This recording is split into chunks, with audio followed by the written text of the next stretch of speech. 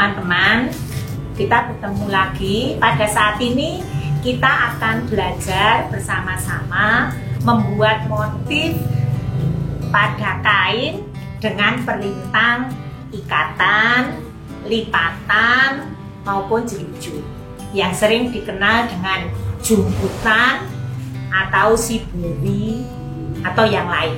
Jadi bahan yang diperlukan tentu saja kain. Yang berikutnya adalah alat-alat pembantu. Alat-alat pembantu bisa benang, jarum, karet, kelereng, bisa batu dan sebagainya.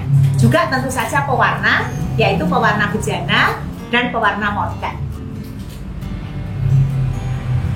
Pada saat ini tujuannya kita akan belajar bagaimana cara mempersiapkan kain. Jadi kain sebelum diwarnai itu perlu dipersiapkan. Yang kedua, kita akan mempelajari cara jelujur, cara mengikat, dan cara melipat. Setelah itu kita akan belajar cara mewarnainya. Teman-teman, hal-hal yang perlu diperhatikan pada pembuatan produk ini itu sedikit berbeda dengan pembuatan produk batik. Kalau produk batik itu indikator kualitasnya adalah kerataan warna. Tetapi kalau jumputan ini indikator kualitas atau kerataan warna bukan merupakan indikator kualitas. Malah nanti belang-belang atau motif seperti ini itu menjadi satu yang cantik. Oleh karena itu biasanya kalau kita mewarnai produk jumputan, shibori dan lain sebagainya, agar praktis kita gunakan pewarna yang konsentrasinya lebih pekat. Ya, kalau batik konsentrasinya encer. Untuk konsentrasi pewarna sudah dipersiapkan standar warnanya oleh peneliti sebelumnya, sehingga nanti teman-teman pada kesempatan ini bisa menggunakan saja.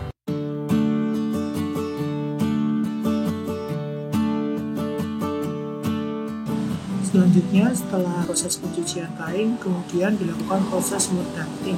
Kita siapkan bahan-bahan untuk proses mordanting, yaitu soda abu untuk 3 kain 6 sendok teh, tawas seberat 100 gram, dan siapkan air hangat. Kain yang akan digunakan untuk pepopin pertama-tama dibersihkan, dicuci. Ini parutan mordanting yang terdiri dari 100 gram tawas dan 6 sendok teh soda abu, kemudian dilarutkan dalam air yang sudah dipanaskan. Ini siap untuk proses mordanting. Setelah kain dibilas dengan air bersih dan dirasa cukup, kemudian persiapan untuk proses mordanting.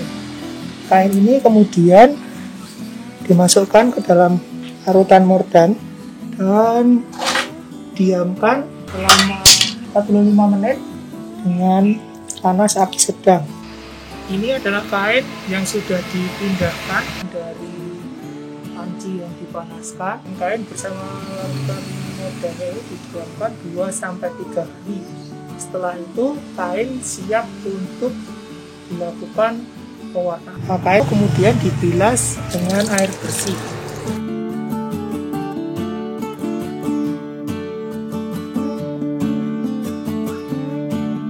Teman-teman, saat ini kita akan belajar bersama-sama membuat jumputan, lipatan, dan ikatan. Pertama kali, kain sudah dipersiapkan.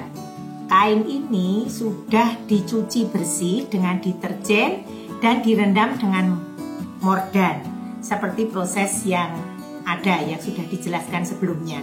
Kemudian digambari pola.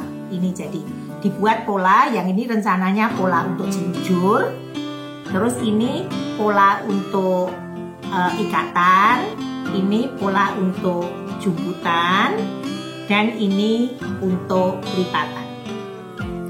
Pertama, kita akan membuat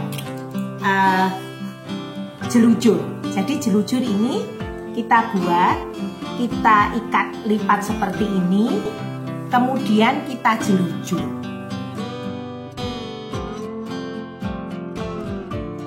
Jangan ditarik dulu sebelum semua jelujur selesai. sekarang kita akan membuat jumputan. Ini polanya. Jumputan boleh dibantu dengan kelereng, dimasukkan di sini, ya, gini. Terus dibentuk seperti ini, terus diikat dengan karet.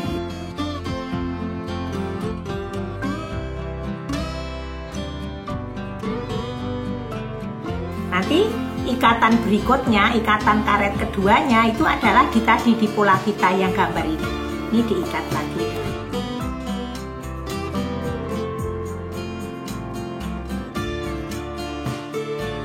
Yang selanjutnya kita akan membuat jumputan motif lain yang lebih kecil. Kalau jumputan yang lebih kecil seperti ini, itu bisa kita lakukan dengan ini, diambil sedikit begini, ya. Ini terus dibentuk, terus nanti diikat dengan benang. Nanti bisa diambil yang lebih bawah, diikat, benangnya diikatkan 1, 2 selang-seling sehingga bentuknya menjadi seperti ini, terus dikunci.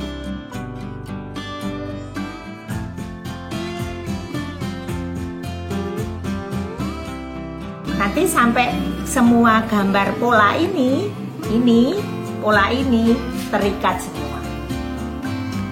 Saat ini kita akan membuat perintang berupa lipatan atau sering disebut shibori. Jadi kain ini sudah dipersiapkan, terus kita lipat, ya, begini. Kemudian ini kita lipat begini, yang satunya kita lipat begini. Mengapa cara melipatnya seperti ini? Karena semaksimal mungkin terjadi lipatan ini keluar yang ketemu dengan pewarna, ya, sehingga seperti ini. Bisa dirapikan dibantu dengan setrika.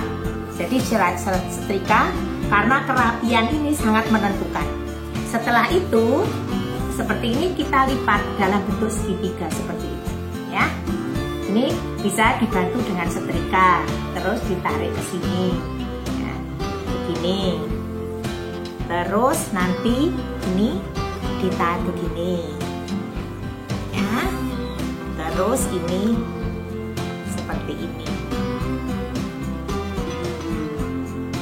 dan seterusnya, sehingga kita memiliki lipatan-lipatan seperti ini yang rapi. Ini nanti keluar sebagai motif.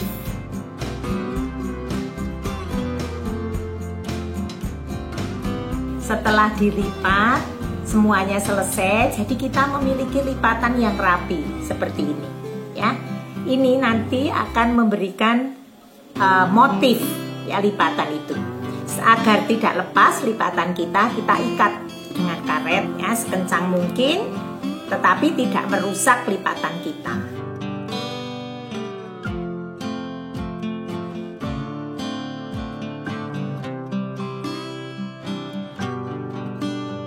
Selesai lipatan kita, baru kita warnai. Kita bisa mewarnainya, bisa bermacam-macam.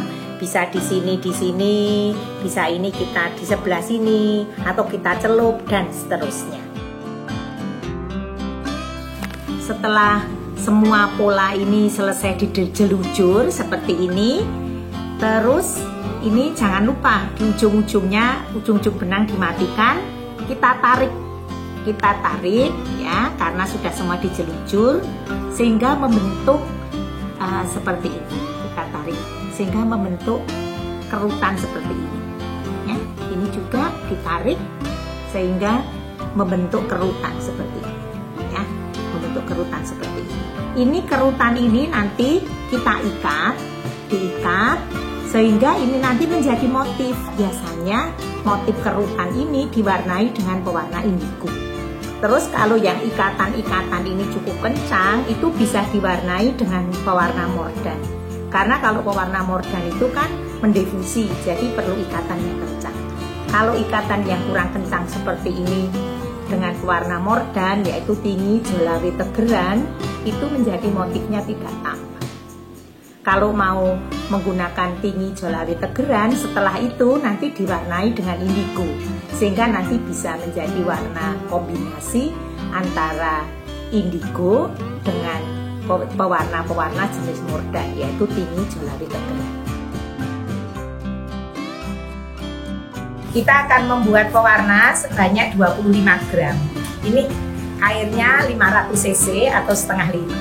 500 cc atau setengah liter, atau bisa 2 gelas ya.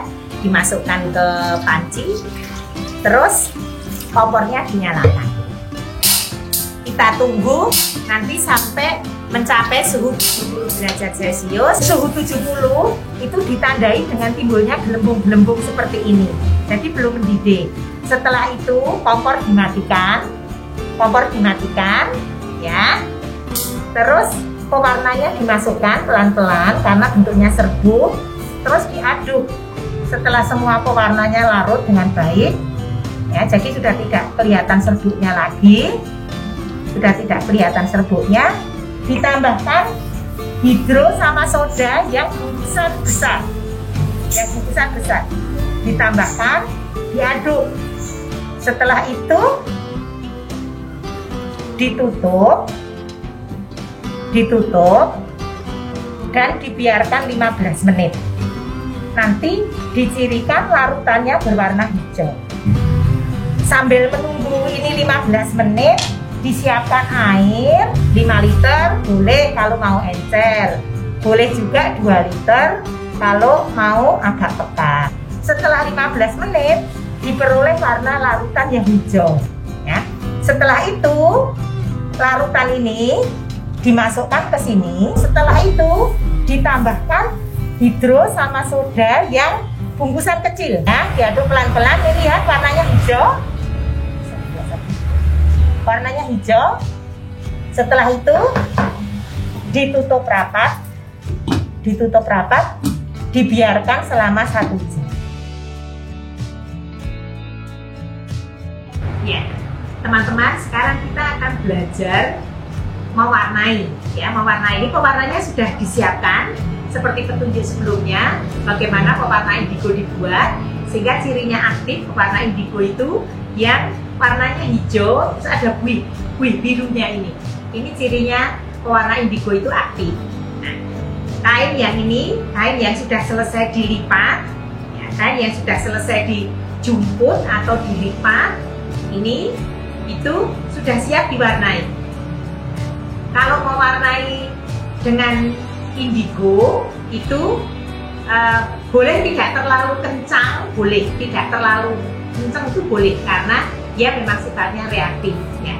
Jadi ini dalam keadaan basah dimasukkan ke pewarna indigo ya, ke pewarna indigo, terus dibolak-balik ya. Terus dibolak-balik seperti ini ya, seperti ini. Sebaiknya pakai penjepit atau pakai kaos tangan ya, ini seperti ini. Terus kemudian ditiris di atas di sini, ditiriskan. Nah, sebaiknya menggunakan kaos tangan atau penjepit, ditiris sampai nanti tidak tetes. Kalau yang pewarna mordant itu sebaiknya ini dalam keadaan kencang, dalam keadaan talinya kencang dan kainnya dalam keadaan kering ya. Jadi ini dimasukkan, kainnya dalam keadaan kering, dimasukkan seperti ini. Nah, dimasukkan seperti ini. Terus kemudian kalau sudah, ini diletakkan, dijepit di bawah sinar matahari. Ya, caranya seperti itu. Nanti kalau sudah kering, kalau pengen warna tua, itu dimasukkan lagi kalau sudah kering. Pengen warna yang lebih tua, itu dimasukkan lagi, kemudian ditiris lagi, begitu.